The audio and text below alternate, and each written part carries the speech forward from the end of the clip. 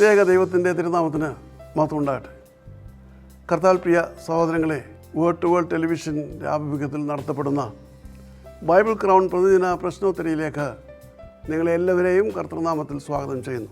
നമ്മുടെ ഇന്നലത്തെ ചോദ്യം, എന്തുകൊണ്ടാണ് റാഹേൽ തൻ്റെ ദാസിയായ ബിൽഹായെ യാക്കോബിന് ഭാര്യയായി നൽകിയത്?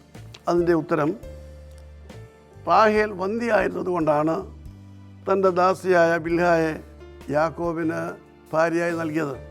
ഉൽപ്പത്തി പുസ്തകം 30-ാം അധ്യായം 3-ാം വാക്യത്തിൽ അത് രേഖപ്പെടുത്തിയിരിക്കുന്നു. ഇന്നലത്തെ വിജയി.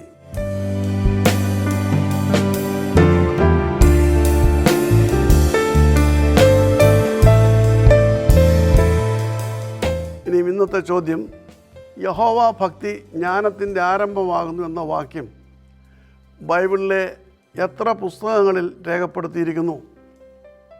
ആ പുസ്തകങ്ങൾ ഏവ? ചോദ്യം ഞാൻ ആവർത്തിക്കുന്നു. യഹോവ ഭക്തി ജ്ഞാനത്തിൻ്റെ ആരംഭമാകുന്നു എന്ന വാക്യം ബൈബിളിലെ എത്ര പുസ്തകങ്ങളിൽ രേഖപ്പെടുത്തിയിരിക്കുന്നു?